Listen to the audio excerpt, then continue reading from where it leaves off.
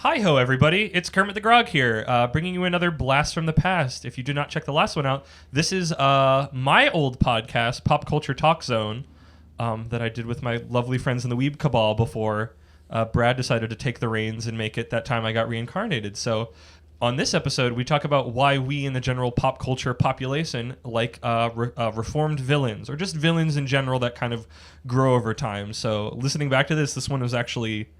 I was really proud of this one, so I would definitely say go give a listen to it, because I don't think I've really heard anybody else talk about some of the ideas we get to in it. So, yeah, I think this was a good one. I mean, they're all good ones. Let's be real. But this one was at the time when I re-listened to it. I'm like, I'm going to do a panel about this. So, and this was one. You know, the first one we did with Canon, we definitely touched on anime a bunch, but this one we sort of did more of a focus on anime because you have your characters Vegeta and Bakugo and all them that you can sort of go a little bit deeper on.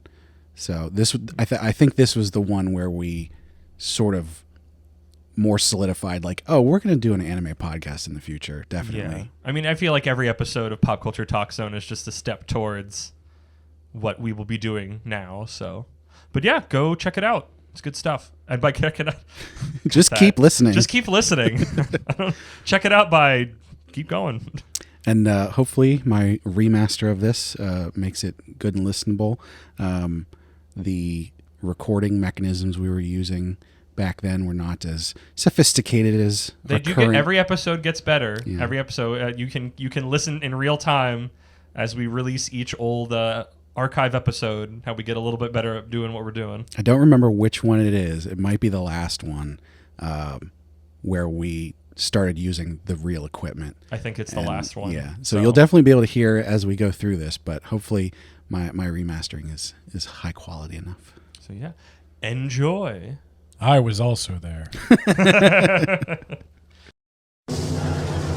It's the Kermit Zone with our very special guest star, you, the listener. Yay!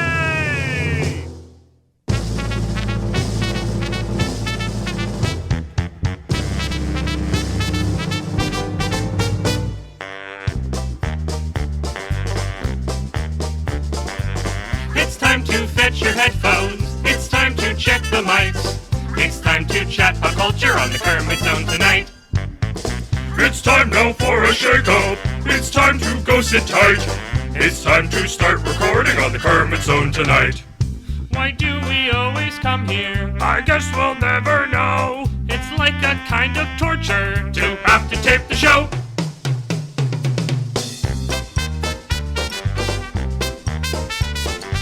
So now let's get things started. Why don't you get things started? It's time to get things started on the most sensational, conversational, observational, confrontational. This is what we call the Kermit Zone.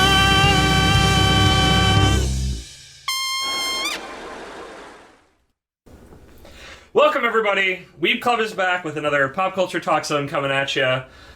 It's me. It's always me. It's never not me. Gosh darn it, can't you just get away? It's me, Kermit the Grog, with my two wonderful friends from Anime Club, Ben. Hello. And Brad. Hi. We had such a good time recording last time that we were like, hey, that was fun. Let's do it again. And you know, who am I not to beat a dead horse? Yep.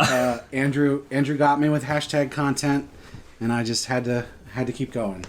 Yeah, can't escape it. Ben already had the bug. I obviously had the bug. Now Brad's infected. I will never miss an opportunity to hear the sound of my own voice. And with Brad's new setup, I can do that better than ever. True. Yeah, coming at you a nice higher def now, I guess. I don't know how to describe it. But enough of that. Today we are talking about the concept of reformed villains and why we are kind of so drawn to them as like a concept, like more than a hero. I feel like we have a lot of situations like that. And I guess what sparked this particular one off, not that we haven't run into a million times, is we all watch a show, an anime called My Hero Academia, which is basically, the basic concept is that everybody in the world, or most everybody in the world, has something called a quirk, which is basically like a small superpower. Some of them are simpler or weirder than others. Some of them are a lot more straightforward. But specific to this one, because you're following kids going to a school for this, there is a character named Bakugo who, well, isn't a villain, kind of follows the line of, like, he's kind of a jerk, Kind of. Yeah, I guess that's putting it lightly. Very much a jerk. So the thing that specifically prompted it is we're like, 5 seasons into it now? So over 100 episodes. What did we just watch? 102. 102. And like watching his growth is one of my favorite things. But we kind of gloss over the fact that like in one of the first episodes, he literally goes to tell our main character to go die and to go kill himself. And it's like, how do I go, oh, I love this guy, I hope he gets better, and just like, if somebody did that in real life, I'd be really cross with them. Like, why? I guess we'll open up with that question. Why do you think we're so connected to his journey and kind of can gloss over those moments of bigger villainy? I mean, not as big in this case. We'll get to some other heavy hitters later on that are a little bit more intense than even if just saying go kill yourself is lower on the scale of things we'll be talking about. Yeah. But so I have what I've been calling a thesis on this general concept of like why media as a whole likes an anti-hero, a reformed villain, even just a regular villain who does cool things and maybe isn't the biggest villain. There's and especially in recent years. So I don't want to really dump the whole thing out right out the gate, but that's sort of where my mind is going with a lot of this, is that there's something about human psychology that enjoys the act of seeing someone doing something bad, which is obviously a big spectrum, but then sympathizing with them or, seeing them turn good, so to speak. It's something that's been going on for so long. One of the big ones we've talked about before is Vegeta from Dragon Ball Z, who at the beginning of Dragon Ball Z was literally the main villain. Murdering large chunks of Earth's population. Right. And then, basically, after the, first season? It was like at the end of the first season. He gets defeated, but is still alive. Comes back in the next season as still a villain, but also fighting against the main villain of the second season. In which time, he sort of becomes part of the main group. He never stops being a jerk, but he does do heroic things. And Vegeta is a lot of people's favorite character. Yeah. Vegeta's my favorite character. So I'll ask you then. Okay. Why do you think he's your favorite character?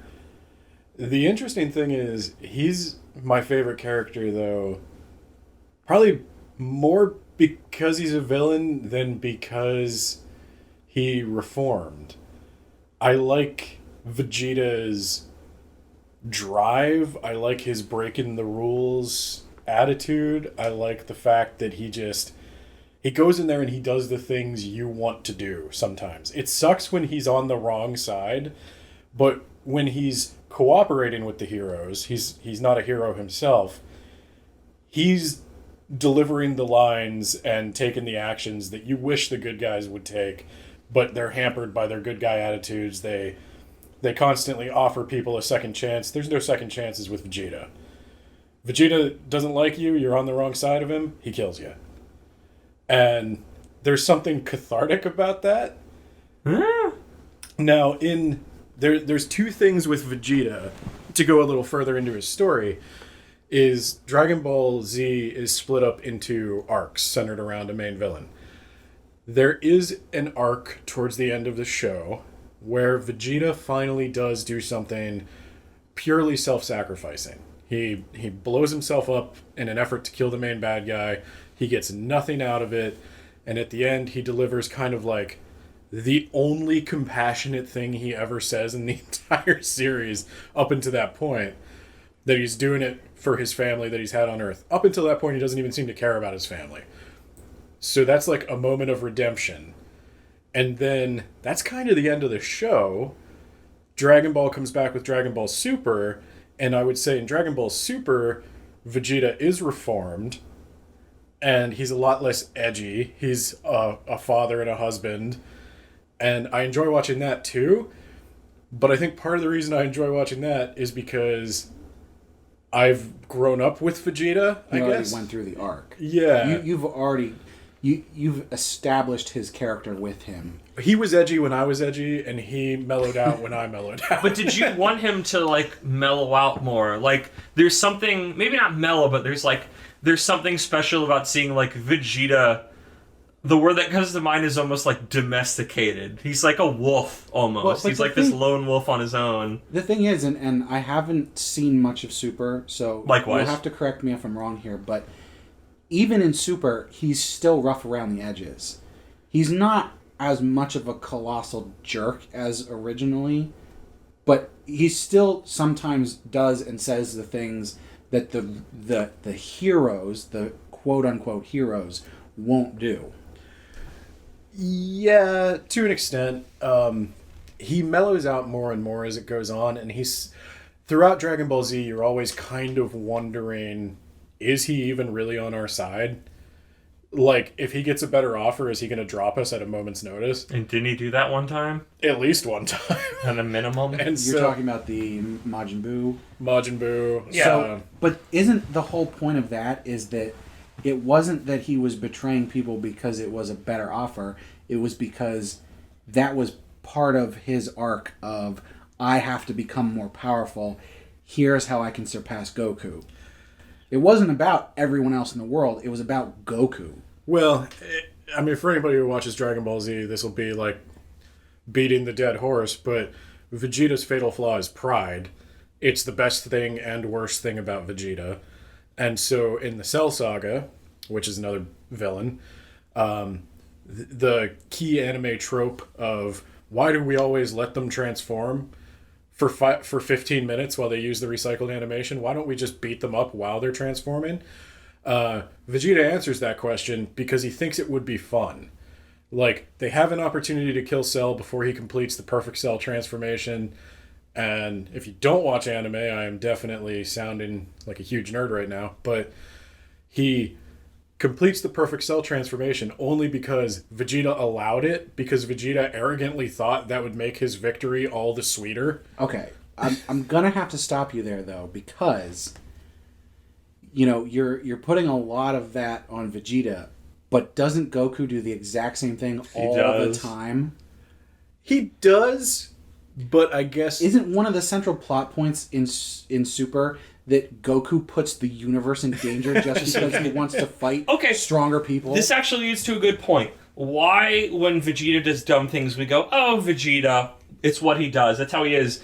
But the moment Goku does anything like that, everybody's like, Goku sucks, why is he doing this? Why is he... It's the whole Goku bad dad made the rounds on the internet, like that, of like the whole, like, Goku's such a dummy, why did he make this guy be able to get stronger to fight him then? It's like, the goody two-shoes hero doing the same exact behavior is met with derision, but when the villain does it, you go, oh, he's the villain. That's what he does. And maybe that's like part of it. It's like a hero is more hamstrung by their hero-ness, but somebody who kind of colors outside the lines, you're kind of a lot more forgiving of them. Because you're just like, oh, that's the lovable scamp, you know? You have established character, and the established character of Goku is he's going to save the world. So then when you find out, wait a minute, he doesn't care about the world, he just wants to fight a stronger person, he's being selfish, that's counter to what you think about him already. But when Vegeta does it, you go, oh, of course, he's that prideful person, he wants to test himself, he thinks he can still do it because he's so powerful, because he's so prideful in himself. That's what I expect of Vegeta. He hasn't betrayed your expectations, which Goku has done. But because Goku is the hero, when he betrays your expectations, it's worse than if a villain betrays your expectations. That's a good way to put it. So, to not laser focus on Dragon Ball Z. Well, so I want to keep going on your thought process, but I had a point here, which is, so if Vegeta is one of your favorite characters, right? Mm-hmm. My thought process there would be, I can guess another one of another character that you really like. Okay. Han Solo. Yeah, I would say that's true. He's more like anti-hero than just reformed villain. Correct. There's Like he's a rogue, he's a scamp. Yes, there is not a real villain plot for Han Solo. He's done some shady things in the past, but not be an outright villain. But he embodies a lot of the same character traits as Vegeta in saying whatever he wants, doing whatever he wants for the most part, like not playing by the rules, being rough around the edges. Being a not always present dad. Right. There's a lot of similarities. His son's kind of an edgelord. But they have a different beginning. I agree with that thought in that he exists to do what Luke Skywalker can't. He can make the tough choices. He's there to be cooler than Luke Skywalker because he gets to color outside the lines. But I wanted to talk about Bakugo in relation to Vegeta because... I thought you wanted to get away from anime. No, I wanted to get away from... wanted to get away from Dragon Ball. Dragon Ball Z specifically, because then we'll be here all day. Correct. But I wanted to ask you guys the question, knowing now that I feel like an identification with Vegeta, do you identify with Bakugo? Because I actually don't like Bakugo, and I don't identify with him, but I'm wondering if that... I do. And earlier, like, I was someone who felt like I could see his... I also just, in the way that my memory works, forgot that he had told the main character to kill himself in the early part, so I got to float on my little personal island cloud of not always remembering all those things. I guess I'm very susceptible to the reformed villain because my brain will just forget the details of what they were doing before. Not on purpose, it's just, my memory is like a bucket with a hole in it. It kind of goes away over time unless I keep the bucket filled up. But I always... I kind of identified him a lot in him is that I kind of viewed the anger, and you never know how you're reading into a character is how it's supposed to be written I'm viewing myself as the lowest rung, and if I'm capable of this, everybody else should be capable of this. And like a combination of that and like holding yourself to a standard. It's just like, I'm trying to aspire to this. Even if I'm not there, because clearly, like, I know he has to go to remedial classes, but, like, Bakugo is one of the better heroes in the class. I don't think he views himself internally as that. Outwardly, he's all bombast, but internally it's that, like, well, I'm clearly at the bottom of the rung, but that means everybody else has to be at least as good as me and not better. And I can see a lot of, like, I've done that behavior when I was younger, where it's just like, can't you, idiots get it together? I can do just this just fine. Why aren't you getting this? And a certain, like, frustration because, again, internally he's viewing himself as the weakest and worst among them, which is why he needs so much that's why he pushes himself so much. And he wants to be the top hero. He's a little sharp around the edges, and I'm hoping that kind of goes down over time. That would be nice, but I definitely felt in prior arcs with him, like, a lot of connection and saw that before the show spent time on it, and I was like, oh, I was right. The show is showing me that my hunch and feeling about him was correct. So I have to go with Ben on this one. That's fine. I like Vegeta. I don't know that he's my favorite character, but I like him. I also like Bakugo, but a lot less than Vegeta. And I think the reason for that is the attitude. Because Vegeta is very much like, for the most part, calm, collected, for the most part. He's reserved. I mean, right. He's soft-spoken almost. When he's a jerk, he's laughing at other people like, how could you be so weak and powerless? I'm obviously the best. It's like he has that air about him. Whereas with Bakugo, he's loud. He's yelling at people. He's hot-blooded. Why are you so terrible? Get better. You all suck. How could you be so terrible? And I think the reason that plays so differently, even though they are both, well, one of them, it was literally a villain, and one of them has never done anything villainous. Truly villainous. While still being a jerk. Yeah. Is that it's the personality, it's how they're conducting themselves. As someone who generally doesn't get worked up a whole lot, I I don't see myself as much in line with Bakugo as with Vegeta. I like Vegeta's quiet rage, not Bakugo's explosive rage. But that is an interesting point, and that kind of helped clear something up for me, because I actually never thought of Bakugo as a hard worker holding everybody else to the high standard he holds himself to. I always thought of him as, wow, this guy's just kind of a jerk. But that is a different way to look at him, and I can see, because his one good quality is he works hard. And he does have a lot of natural talent, and he's gifted with and determination. Yeah, he's gifted with a good superpower, but he also has to work very hard. He also gets very good grades. And as he does mellow out and understand how best to become a leader and complement other people's qualities, he mellows out and gets nicer, and that's sort of... But the main point is we both identify with our villain. Yeah, I feel like it's actually, I want to say first, I feel it's making a lot make sense. There's a reason why you two are closer to the microphone and I am farther away. I am prone to loud outbursts when I get passionate about things, and I feel like I do have that connection with Bakugo, who's just a lot more just, he says what he's feeling, and then just kind of literally, his power is literally explosion. His sweat explodes like a grenade.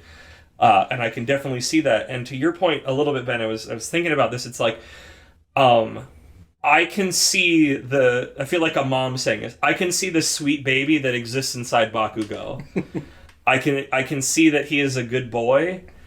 And every so often when I go, okay, the show's forgotten him being nuanced, they throw me a bone of like, okay, no, he is getting better. Like the moment when you think he's going to side, the villains are like, come join us, Bakugo, you'll be able to be the strongest and everything. And he denies it in a way that it's like, why would you ever think I would become a villain? And it's like, that's why I have been with Bakugo almost, besides the telling your classmate to kill himself, day one, of seeing his growth, of like seeing that, like I can see that fire burning in him, and watching his progress, even more than Deku, is really satisfying. Because it's seeing that, it's my eye saw that core, that solid good core that he had that not everybody else saw, and in make or break moments, it's playing out that my read was right. And that he is better than he seems. And I think that's what makes him, besides my own connections to him, I think that's what makes him really compelling to me, is to see him. It's like, yeah, he's a brash, loud jerk. He works really hard. It's like, but this man is determined to become one of the top heroes. Like, he has a burning resolve for something. He's not just here for glitz or glamour or money. Like, he is here for, like, it's interesting to see somebody here for being a hero for altruistic reasons, but the way they go about it is maybe not always the most clean. And I feel like you don't usually see that. I usually feel like you see a character is doing something good, but it's for money or power or something like that, and not like to do good in the world or the prestige of being the top hero. Well, and I almost feel like the reason I wanted to bring it back around to identification is that's one angle of why I think people love the redeemed villain, is because first you identify and you think, oh, he's saying the things I can't, he's doing the things I won't. And then you see him heal and get better. And I think for both Bakugo and Vegeta, one of their fundamental flaws is they have no idea how to express their feelings in any kind of healthy way. Very correct. Agreed. I think probably a lot of us can relate to that. And so when you see them learn how to do it, you're happy for them. And it's almost like you get like in the Vegeta case, by the time Dragon Ball Super came out, I was already like 30 years old. And yeah. I had gone through my edgelord phase and come out of it just fine. But it's nice to see it again. It reminds you that, like, yeah, these people can get better, and they weren't bad from the start. It's like you said with Bakugo. It's like he's got problems, but if you really sat down and you could talk to him, you'd find out that he's not a villain because he's evil. His core is is good. And he's not a villain; he's an antagonist. But he's a very that's a really good distinction to a very harsh antagonist. But I think the other part of the reason villains are interesting inherently is because villains drive stories. Yeah. Like heroes who just want everybody to be happy and relax and have a good time, they're not creating conflict and driving stories. You guys, I am so happy because Andrew literally walked Ben into my thesis. All right. Isn't that the best? I've had that before where it's like, you walked right into my trap. It was perfect. All according to Keikaku. Keikaku means plan. So Team 4-star joke. yes, that was basically my entire thought on this, is that the reason that villains, anti-heroes, reformed villains are so compelling is because they allow us to put our bad qualities on someone else and then apologize for those bad qualities. To say, that person is better, which means I can be better. I can be forgiven for bad things I do. Well, and it says a lot about a person relating to a villain instead of a hero, because I think if we're honest with ourselves, a lot of us are more like villains than we are like heroes. Yeah. Because the villain usually gets the complex development and the complex personality and the interesting challenges, and Goku's just an idiot who likes to fight. Goku. And he's always pointed in the right direction somehow. And the thing We're just people. Goku or like a Deku is the main character from My Hero Academia. Like, they're the chosen ones, and we don't really have that in life. We're just some guy Deku is doing our best. Deku is practically, I don't want to say Christ-like, I guess, but he's about as close to He's a chosen one. He's a special boy. faultless savior as you can get. I've been thinking about this so much. We had similar conversations from a while back, but it keeps coming up in my mind because I see this in so much media for, a while now. It used to be, a long time ago that you didn't have complex villains. They were the mustache twirling, snidely whiplash, I'm just doing bad things because I like to do bad things. But in the past maybe 20 years, I would say, there's been an explosion of complex villains, reformed villains, heroes that don't fit the norm. I'm going to ask you guys individually, who do you like better? Iron Man or Captain America? I like Captain America. I'm going to surprise you and say I think I like Captain America. He's Okay, cool, well. because in Civil War, he's the guy that goes, no. He's you think, because that's I feel like this was you've walked into my trap, because I have a feeling you went into this going, oh, Cap's the goody two shoes, and Iron Man's the kind of anti-hero rebel guy. But I feel like it plays out the opposite way, at least in I'd go back in to what I'm aware of in the comics, but mostly in the film universe, is that Cap's sometimes the goody two shoes guy, but he's the guy that goes, it's we can't have this level of control, and Tony Stark Iron Man is just I just want to wrap the entire world in armor, and he's I guess I guess he got over his I'm a drunk failure pretty early on. And that's the thing. I think my mistake in asking those specific ones is I was thinking more of the classic ones, their first movies, and I sort of failed to take into account that they've had these very long arcs. They've had arcs where they got the change. What I wanted to say was I'd refer you back to your initial point about Goku. That's kind of why, Iron Man as a character study is a more interesting character.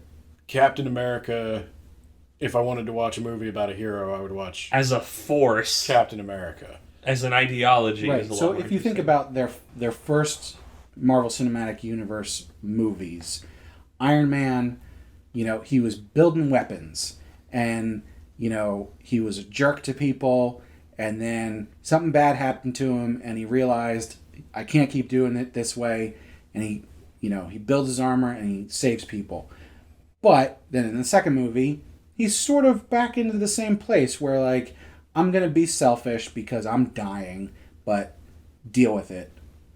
Captain America, his first movie, is basically just, I'm going to keep working hard and things work out for me because I believe and I'm a good person. There's not a whole lot of complexity there. And I think that's something that I'm drawn to with between the two of them. And the thing that sticks out in my head of what I was saying, where like I see these characters, these anti-heroes more and more, even just straight up villains, literally villains who don't really get a redemption, people are drawn to. Thanos is just a straight up bad guy, but people really like him because there's complexity to his character. They can see different parts of him that they can see in themselves. They can see that whole, like, why don't we just do something drastic to fix a problem? The weakest part about Captain America, as the first movie as a whole, is weak villain. And Iron Man also, weak villain. That's a Marvel problem. But Tony Stark is an interesting character, so it works. Thanos is an interesting villain. Loki is an interesting villain. And I think that's part of the problem. That goes back to relatability and identifying. It works better when you have a villain whose point you kind of understand. And the hero not just has to beat them up, but also show them why it's wrong. And also remind us why it's wrong. Why can't we just kill half of the people? I mean, there are too many people taking up too many resources. Like, let's just downsize. It's not pretty, but it would work. And then somebody has to come along and remind us why we don't do that. And Thanos isn't the great example. His offer isn't that tempting, and there's a million ways it could have been done better. But that's not what the story was. Yeah, if you take it on its own terms. And I think with Thanos, the more so than what he's trying to do is the way he's trying to go about it and what he himself believes about it. He is aware of himself that what he's doing is a villainous thing that he feels he has to do for a good reason. Yes. The whole thesis of mine with these different, the villains, examples, the reformed villains, the anti-heroes, is specifically in us seeing ourselves in those characters, making media much more relatable. So when we have a belief that we're saying, like, I know that this probably isn't a good thing, but it's for a good reason. The ends justify the means kind of thing. I think everybody has some of that, even if it's to differing degrees. And so when you have this media that is now saturated with these kind of characters, you're going to connect to that media so much more. Well, and I think it cuts two ways, because when you see a villain, you want them to have this relatability that we've already talked about. When you see a hero, for a hero to be super relatable to me, they almost have to be like the unlikely kind of hero. Mm-hmm. And there's something in that too, of the hero starts out weak, and just because they're the only person who is there, or the only person who can do what they need to do, they rise to the occasion. It's almost predetermined. And just in general, usually I think where we go to heroes from that, it's like, heroes aren't usually fun. Like, the villains are fun. When you're thinking about, like, major films, you're like, oh, like, I don't know, I know I'm going to the Street Fighter movie. It's like, no one's really talking about what, like, Ryu or whatever, Guile is up to. You're going, oh, freaking Raul Julia as M. Bison, the villain, is just chewing the scenery up. They're getting to act and be in a way that we don't get to in life. And I think that's why it's enticing, even if we would never be that, to imagine that whole connection we have to them, that we don't really get to color outside the lines too much, because if we actually did that, it wouldn't be good. Which actually leads to my, like, follow-up not full-on counter thesis, but, my presented thesis to Brad's point is, and I actually talked about this before long ago on a prior episode called The Toxic Waifu, is that us as a viewer of a villain in a work, let it be a book or a comic or a movie or a show or whatever, is that we do not personally have to deal with the outcomes of their villainy. We were all able to talk about the Thanos snap that erased 50% of people from a purely philosophical standpoint is because we did not personally have to experience that. That just, we can't fully comprehend in our brain the thought of 50% of humanity is gone. So it's just not something that we fully take on emotionally when we're thinking about Thanos as a character. Or any other villains. Loki has caused crazy amounts of chaos and murder and all this other stuff that if it was the real world, we would be super not about.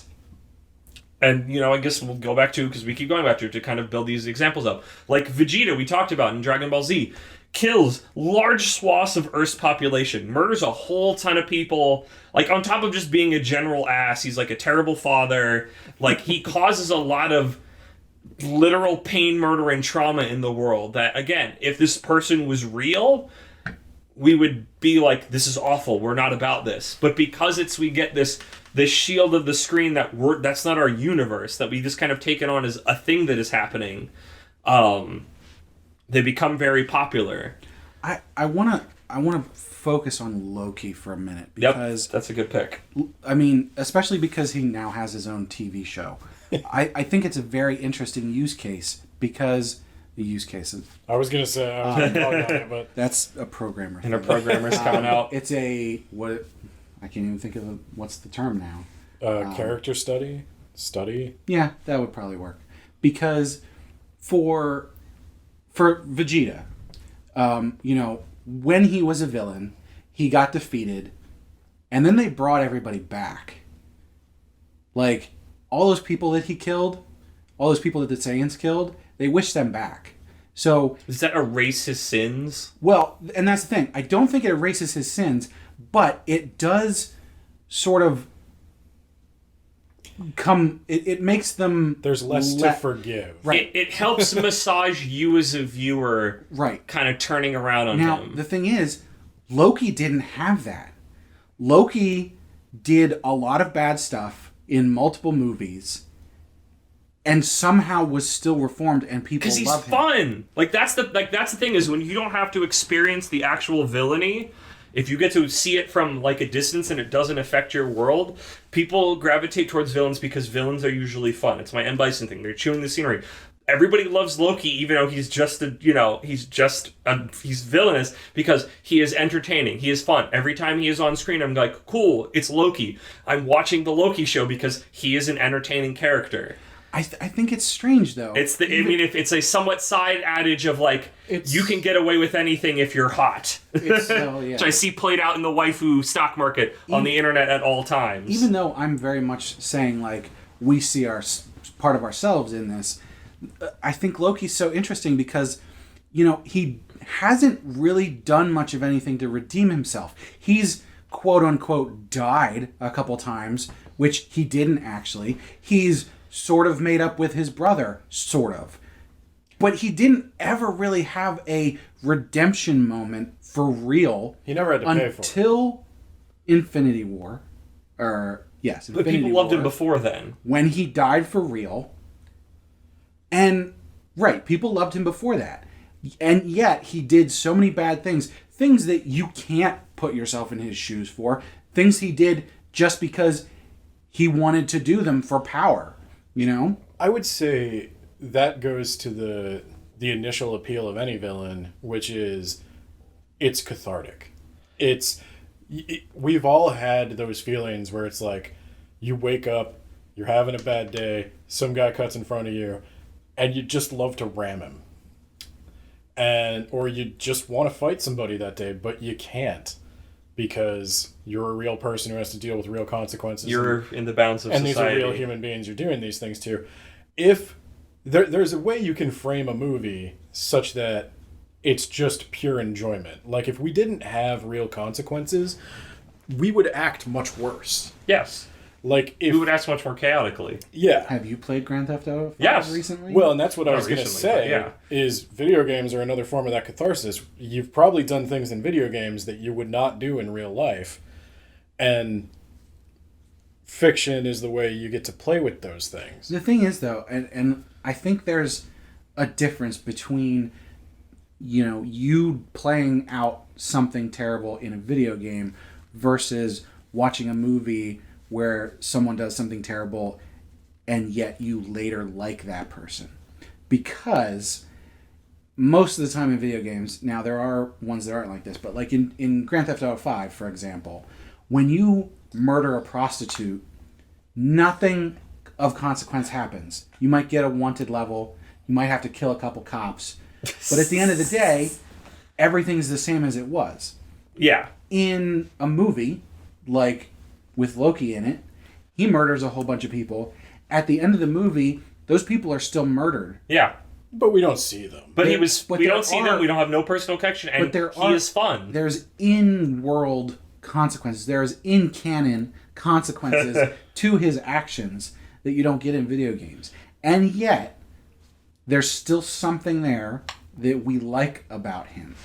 Well, we don't like him in those moments, I don't think. No, or I mean, maybe we're along for the ride. Here is my counterpoint to our Vegeta, to our Loki and to kind of strengthen my point of, if a villain is fun, or the side version of that, if a villain is hot, that we're a lot more forgiving of them. Let me present to you the character Orochimaru from Naruto. Naruto is an anime about a bunch of ninja people. They have superpowers. This is a running theme in anime. Everybody has superpowers. But one of the major villains of like the first part of it is named Orochimaru. He's a weird snake man. He has an entire like village of people that he like essentially has brainwashed as his minions. I think he changes, like he's been alive forever and he just changes bodies. He like literally steals another person's bodies. He like kills the like ninja president of one of the major cities, and you see it on screen. He's just weird and creepy. He sows chaos everywhere. He's murdering people left and right. Orochimaru isn't fun. He's not a fun villain. So when they quote unquote redeem him much later and everybody acts like he's fine now, as a viewer, I go, no, this is stupid. He didn't pay for his crimes. But this is the same thing we just described with Loki and Vegeta. Here's a character who murdered a bunch of people. They were a villain. They went outside the bounds of things. What's the difference? And I'm going to say Vegeta is fun. Loki is fun. Bakugo is fun. He didn't murder anybody. Orochimaru isn't fun. He's weird. He's creepy. He's scary.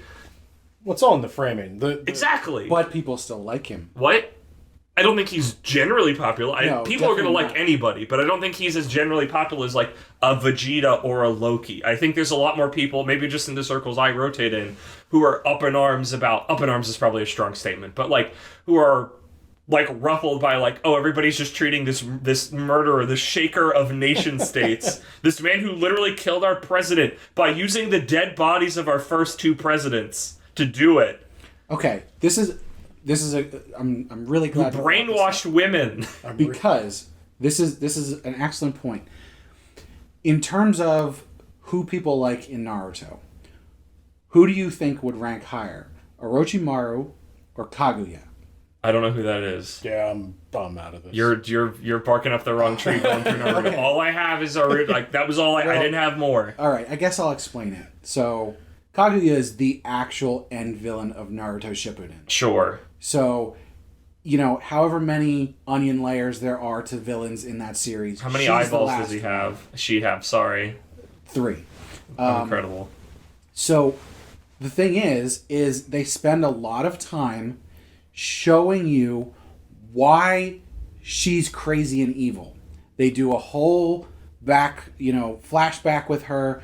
There's like 5 episodes on it that they are explaining to you, this is why she's doing these evil things. She was abused and it was terrible. You should feel sorry for her. But you know what? And maybe this is just me. Maybe other people on the internet are like, no, I like her. But she's terrible. Is she entertaining? Well, a little. But definitely not enough. And the thing is, Orochimaru has no backstory that you would be like, oh, poor Orochimaru. He's no redeeming qualities. Right. He literally is just like, I want to know all the ninjutsu, so I'm just going to cut people up for 50 years. Yeah. But for some reason... But if he was fun, if he was cool... He's more interesting, and we're okay with him, being part of ninja society after he still didn't really do anything, but, like, wasn't a bad guy in the last Because what he did... I haven't watched Naruto. But what he did sounds like it was interesting. It sounds like it was more interesting than what the main character was doing.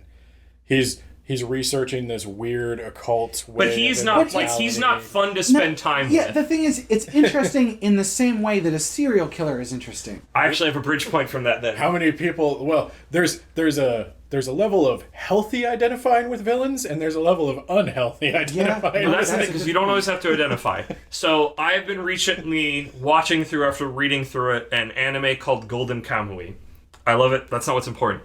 There is a lot of like true crime bits and pieces in it, because the basic thing is that there is this giant cache of gold treasure that's hidden. The man who hid it is in prison. To show where it was, he tattooed bits of this map on like a bunch of the inmates, and then they were moving them from one prison to another, and they all escaped. So the story is them trying to find it, racing against this military force that's also trying to get them.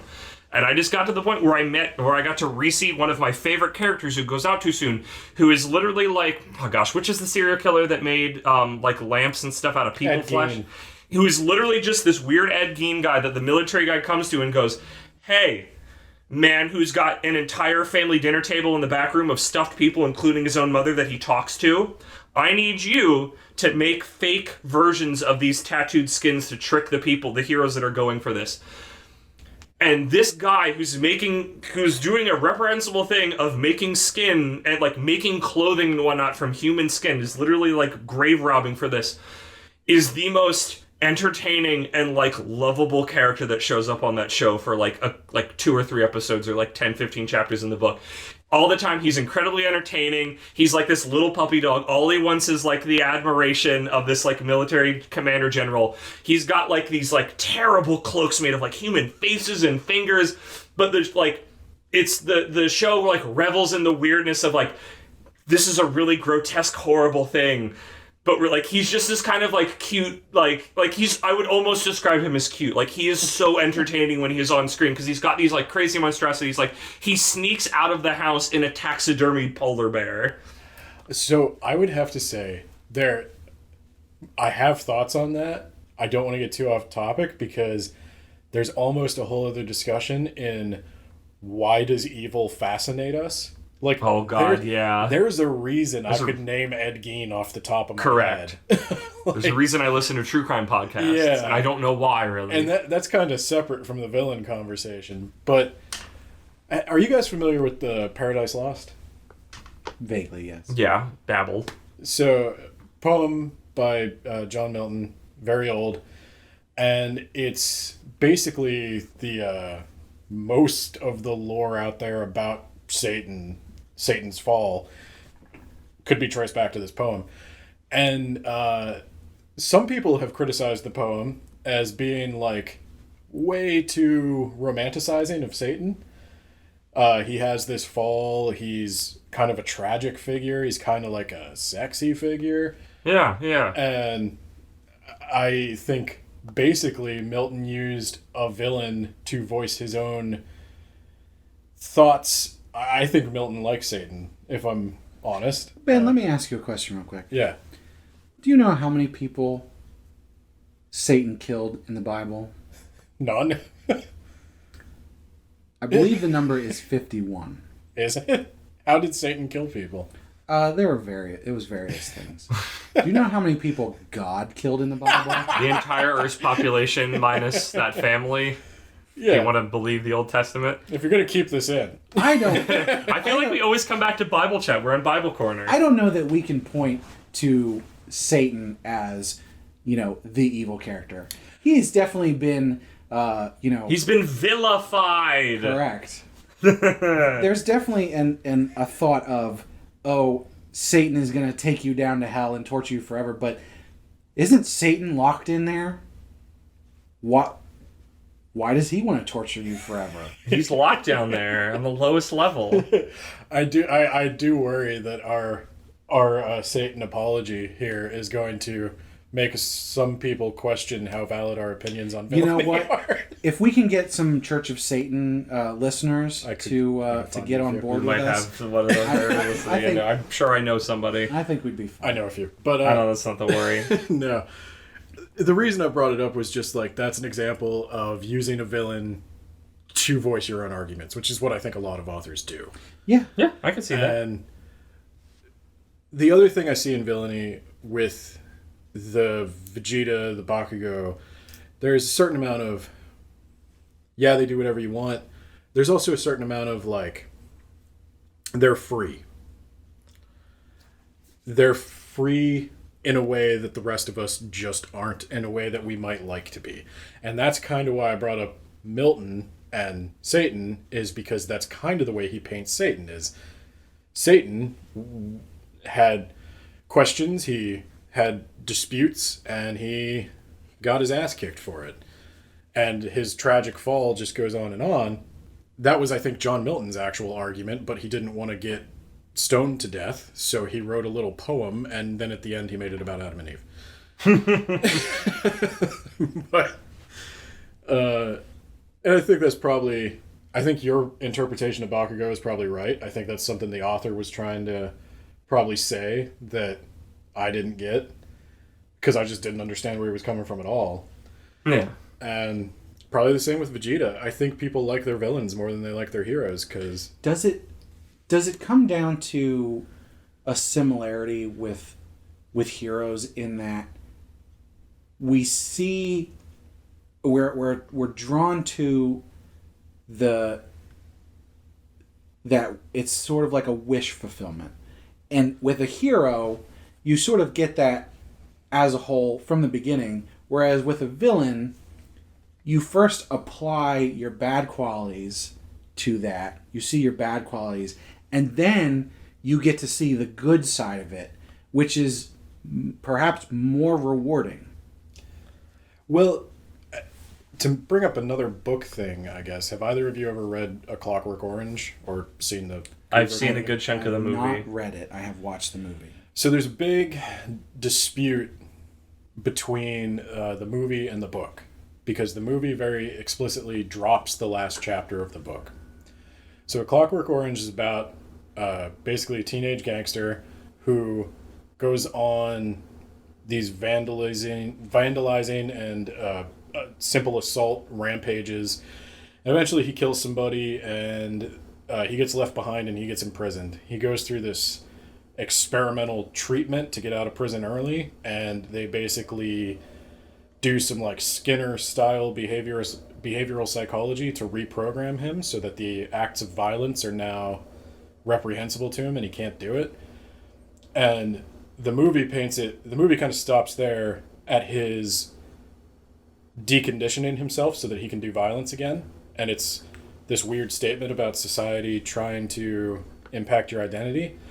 But the book actually goes one chapter further in that he does deprogram himself and he does like restart his gang, but at the end he meets one of his old gang members at a coffee shop or something, and the guy has a wife and he's settling down, and he's like, "Oh, hey, my old friend," and they talk, and this guy just realizes all on his own that, yeah, this isn't really doing anything for me anymore. Like all this like angsty juvenile violence and stuff is just not for me, and I'm gonna put it down and go get a job, which is a huge oversimplification of A Clockwork Orange, but he's a villain that redeems himself, and it's more about the violence of your early development and then you're mellowing out into a productive adult.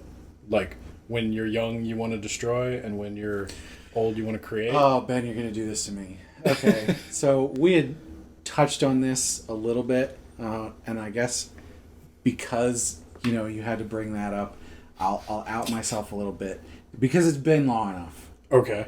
What did you destroy, Brad? Well, many years ago, Brad went out and committed a little bit of the ultra violence. in my early youth, I never went so far as to actually commit a crime. But You did better than most teens. my persona that I had adopted So, boy. was that of I'm evil, but only to other evil people, and I'm going to take over the world. I'm going to rule the world. And that was, for a long time. My screen name on AOL was Neo Vegeta. I'm physically cringing at these two right now. And I think, that sort of segues into another anime-related thing, which I wanted to touch on in relation to this conversation, which is the concept of 8th grader syndrome. And Ben, I'm going to ask you to pronounce it. Chunibyo. Okay.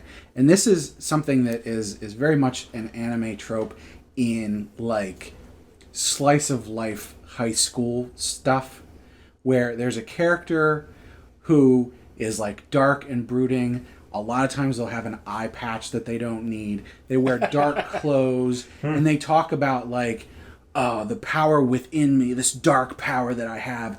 It's going to be unleashed, and it's a real thing in society. The where, goth weebs. That was my mall goth phase, yeah. Basically, Yeah. I knew those. I think, in anime they probably take it a little bit farther, obviously, to, play it up. But I think that's a thing that a lot of kids go through, is this dark persona phase. And some people have it for a lot longer. I didn't watch Naruto the whole way through, but it's important to mention, like, how hard I tried to get those contact lenses. Like, no, I totally relate to having the edgy, a little too edgy phase. So, maybe I should read the actual clinical definition of Yeah, eighth and grade syndrome. this is a thing. Yeah, an often derisive Japanese slang term for the embarrassing behavior of 13 to 14-year-olds. The term literally means middle school syndrome. Boy, we're all thinking it, and the Japanese just say it. Speaking it. The thing is, I think it makes a lot of sense in the context of this conversation, because, kids have less of a filter than adults do. When an adult watches a movie and they see Loki doing something bad in a cool way, they connect with that, but they're not going to say, oh, I'm just like Loki, and, but with a child, I mean, and these are They children. haven't lived long enough to absorb the consequences. Right, Yeah, the consequences, and also just like the self-reflection to go, oh, just because I sometimes have these dark thoughts doesn't mean that that's who I am. It doesn't mean that I need to express that. And I just remembered, I thought of this earlier. I wanted to bring it up. Do you guys know the term the call of the void? Yeah. Somebody was just telling me about that recently. What is that? It's basically the literal meaning of it is, like, if you stand on a high place, like at the top of a building or on a cliff or something, there's part of you that goes, What if I jump? jump? Yep. Yeah. And most people, we have these thoughts. We obviously don't do them. And we let them go because we know that they're just thoughts. Now, some people, they take it further, but I think that connects to this because a lot of people don't talk about the bad thoughts that we have, but we all have them.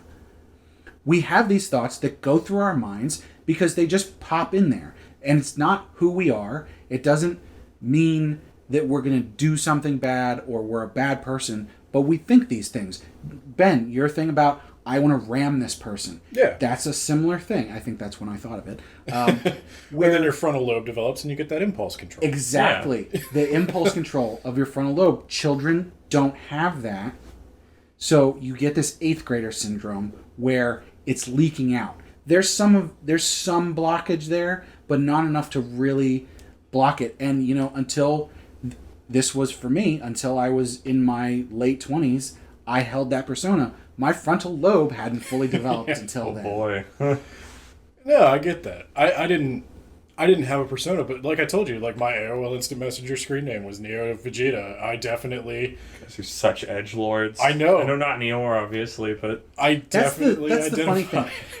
The classic trope of the 8th grader syndrome character is the edgelord of, you know, this over-the-top behavior of, like, dark and brooding. And, you know, it'll go between, you know, they act like a villain versus they act like an anti-hero kind of thing. But the thing is like, for me, you know, I say a persona, it was who I acted like. I didn't pretend to be a character. Like, I wasn't like, oh, I have superpowers or anything like that. You were just being I was just you. like, right. I was just like, It was just a headspace. This was the mask you were donning. I'm so smart. I can do this. You know, people are dumb. You know, that classic young person thing. I mean, people are dumb, but, you know, more so not knowing that you yourself are dumb. Yeah, no, I gotcha. And it wasn't that it expressed itself as 8th grader syndrome.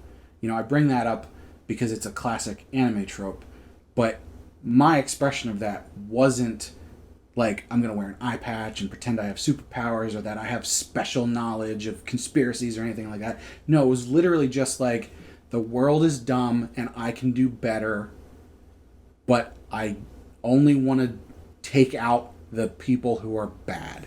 You know? It was a way you motivated yourself, like, in your private thoughts. Yeah, to a degree. Although I expressed it out loud, so that was the problem. I did draw a lot of, like, little edgy comics. I am still not at a point where I could talk about how edgy and stupid some of the stuff I drew was. Okay, so let's take this and try to connect it back to everything, is that it's like when you were younger and you're in this quote-unquote villainous state, like when kids do dumb stuff now, we go, oh, kids, and we roll our eyes. But if an adult does something dumb, we go, this is stupid, why did you do this? And I feel like this is a good segue to the point that I want to make, is that we do that with stories. If a villain or a reformed villain screws up, we go, you're the villain, whatever. When the heroes do it, it's annoying. We're like, how did you do this? You're the hero. In some cases, you've already learned this lesson, and it's frustrating. And with that, I've segued into my contractually obligated segment of every podcast. Brad, play the sound effect. We're getting in my pony van. So... It's really hot in here. There's no AC. This is the problem. Is that you have to put the trash over the trash bags over the windows. People can't see inside. So, it's the show I always talk about. My Little Pony: Friendship is Magic. It ate up my life for a while. It still does to some extent. So there's the main 6 characters for like 5 seasons. They're going through episodes. They're learning lessons. It's literally a fact of the show that they learn a lesson and they talk about it at the end. And then out of nowhere in one season premiere, there's a character who appears who's named Starlight Glimmer, who has made a town where she has mind-controlled everybody into a cult. So she has mind-controlled this entire city and essentially just made everybody the same. Nobody gets to rise above anybody else. All of their ponies are categorized by the cutie mark, which is like the thing that makes them them. It's all the same. It's this gray equal sign. Comrade Glimmer. No, people made that joke. There is so much communist fan art of her. And we just go, she's a villain. Whenever she gets defeated, it turns out she's lying. She still has hers. It's a classic cult. The cult leader does not actually believe in the things they espouse. She comes back later as like an even more hardcore villain where she's literally traveling through different dimensions to screw with the main characters. And then she is finally defeated. And then the next season becomes the main character. And after that becomes like everybody's favorite character. And at least in my opinion, like, is just the best. Because the thing is, anytime that she screws up now, well, she was a villain. She was awful. She's still learning. She can say the things other people can't say.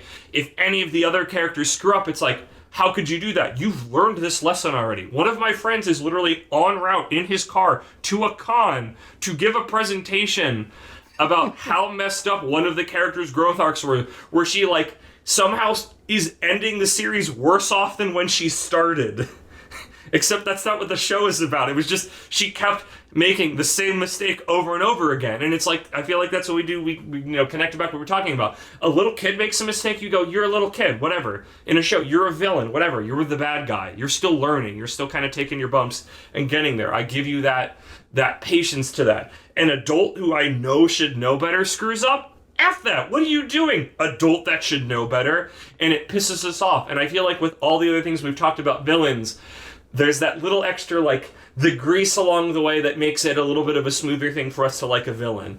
It's a lot harder for a villain to go, like, to act, quote-unquote, like, out of character. Or be like, oh, shouldn't you have already done this? A hero has so much more space. It's like a Goku. It's like, oh, are we really doing this again? Like, haven't you learned this already? You know, why are we going through this again? But like a villain, or like when they screw up and you're like, come on. But like a villain can screw up all the time. That was a thing to my other contractual obligation of like pro wrestling. When pro wrestlers are heels, which is like the bad guy, a lot of them talk about like it's a lot more fun because if you're a good guy and you're trying to get in the ring and you trip on the ropes, everybody thinks you're a dweeb. You're like, you're the good guy. You should be good at this. You shouldn't be making mistakes. The villain does it. That's like a character moment. And it's completely different. In one case, it was like a negative as the hero, and it was only a bad thing, and it was like made people like them less. But as a villain, it was more of like, oh, they're the villain. They screwed up. Ha, ha, ha. Look at this. Redemption is progressive. Yep. So because you have somewhere to go. There's more place to go from a villain than there is to a hero in growth. We value growth. We do not value regression. Correct. And I think that's the biggest thing, and that's why villains are better for stories. You have room to tell a story with a villain. And that's why it's everywhere. It is literally in children's media. Yep. It is such a pervasive thing. And I don't think it was as prevalent a long time ago. But media, like all new media has this. You have a complex villain, you have a reformed villain, you have an anti-hero, whatever it is. There is a character that allows the viewer to go, my bad things aren't as bad as their bad things, but then people still like them. So people must be able to like me. I think to an extent it comes and goes. Like, Milton was long, long ago writing about Satan sympathetically, but we've come where a lot of our big IPs and our big characters were invented or heavily influenced by a World War II era, where there was a clear-cut bad guy and people didn't really want to try to understand the villain. They'd had enough of the villain for a little while. Yeah. They wanted heroes. And now that we live in a time of relative peace, there's more room for nuance. Yeah. I think it'll come and go as circumstances of everyday life change. You want to understand the world around you, and that's the stories you explore. Because now we're involved in conflicts with multiple sides. There's no clear right and wrong. And understanding the quote-unquote villains of our time is more important than just going in and punching him in the face like Captain America did to Hitler in that one comic. Do you think there is any series that has more reformed villains than Dragon Ball? You can't drop this on me at the end of the podcast. I have to think on this now. So just, Pony actually has a lot of them. Like, Well, it's literally okay. a running thing that they keep having. Like, they're always the fan favorites and the ones that people like the most. So, like, going through Dragon Ball. JoJo. Oh, that's a Literally every week, every episode in part 4 in Diamond is Unbreakable. I mean, anime in general is really bad. They fight the villain, and then the villain's a buddy. Mashal does that. It was just a manga that is a takeoff of Harry Potter that's really weird. Go read it. Literally every Sakamoto Days, which is about a hitman who can't kill anymore, so so he could marry his wife that he loves, and he's working at a convenience store, and every time he beats one of the villains up, they become bros, and that's great. It's literally everywhere. I'll tell you what. The reason I say Dragon Ball is because if a villain isn't blown up, because I spent all even some villains that are blown up, they come back as, if not a good guy, at least on the good guy's side. I spent all this time drawing and creating this character. I don't want to just throw them out. People like them. They've been around. They have a cool design. We'll bring them back. That was the point I was going to make. There's a practical reason. There's a reason for it. We made this cool sniper character in Sakamoto Days. He's got like a bird. I'm not going to get rid of him. He's too cool to get rid of him. Bring him back. This man can freaking read people's minds. Bring him back. That's how they come back around. It's like people are freaking by freaking Golden Kamuy thing with like the weird guy who made a bunch of outfits from like people's clothing and like English planes are clamoring like he was fun. Bring him back. Why did you kill him so soon? He was so entertaining. He was so fun. Bring him back. Is that what it really comes down to? Is it's entertaining? I mean, we had a lot of more high-minded thoughts about it, which I agree with, but I like being dumb and pithy at the end of these things. It's entertaining for a reason. If you are, we'll do a little and or thing. If you're here's my ending thesis statement on this, even if I believed all of the nuance we talked about and more deep human brain stuff. If you are entertaining or hot or God forbid both, you can get away with anything. Can you edit in Dio saying goodbye, JoJo? Goodbye, JoJo. Yeah, there you go. If you didn't like reformed villains and anti-heroes before, I hope you do now. Yeah, take a moment to drop the dumb facade I was just playing there. Yeah, like the next time you're reading a piece of media and you run across a villain, whether regular or reformed, take a moment to kind of reflect on why you connect with them, what about it is, entertaining, find villains that maybe you don't feel that way about. That's sort of, and kind of think about the differences. That's sort of what a lot of pop culture talk zone comes down to, right? Is be more introspective. Yeah. Is that conscious consumption, or is that something else and just the words together mean what I'm talking about? I'm willing to give it to you. Okay. We'll do conscious consumption. I feel like the two major things pop culture talk zones come to is think about this, or there's some middle ground. Usually there's but that's the thing. We presented you some ideas. Take those, find your own. I don't think we are the end all be on these ideas. I'm sure. As we're rolling down, I know I had other things that were floating around in my head that I could still add in. I'm sure Brad and Ben have as well, but we're running out of time. Hey, you never know. Maybe we'll have another episode about this in the future if people like it.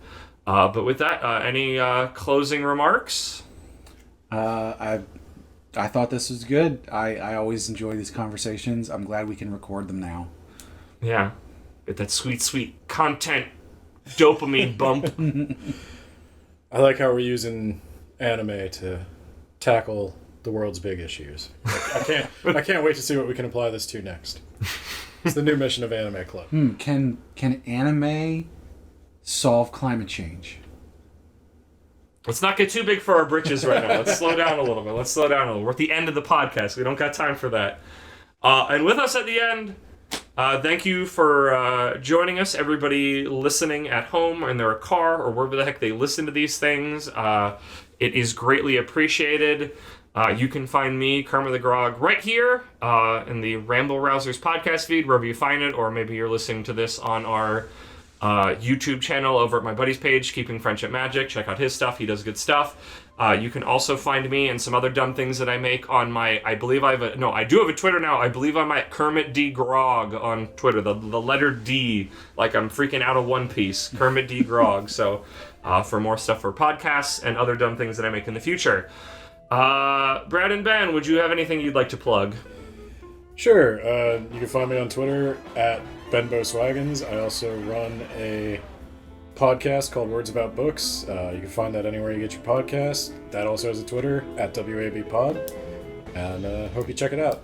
And with that is me, Kermit the Grog, signing off. That is me, BenboSwaggins, signing off. And I'm Brad. Goodbye. Bye-bye.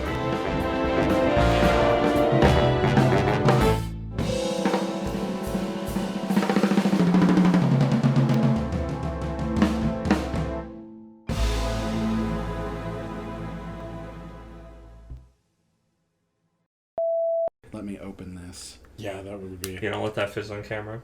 hecka distracted.